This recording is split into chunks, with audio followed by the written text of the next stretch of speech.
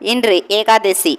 இந்த நாள் முழுக்க முழுக்க விஷ்ணுவை வழிபடுவதற்காகவே அர்ப்பணிக்கப்பட்டுள்ளது மற்றும் பக்தர்கள் விரதம் அனுசரித்து அபிவிருதமான பக்தியுடன் ஆழ்ந்த நம்பிக்கையுடன் விஷ்ணுவை வழிபடுகின்றனர்.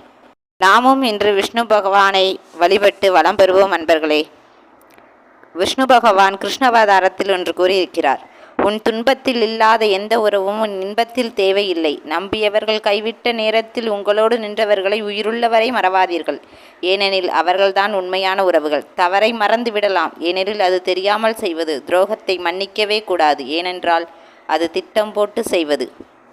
இப்படி நம்மில் பல உறவுகள் நமக்கு துரோகம் இழைத்த போதும் நம்மை கைவிடாது நம்மை காக்கின்ற நம் விஷ்ணு பகவானை வணங்கி நலமோடு வாழ்வோம் அன்பர்களே. இந்த வீடியோ உங்களுக்கு பிடிச்சிருந்ததுன்னா லைக் பண்ணுங்கள், ஷேர் பண்ணுங்கள், சப்ஸ்கிரைப் பண்ணுங்கள், கமெண்ட் பண்ணுங்கள். Bye bye from Sakthi Siva.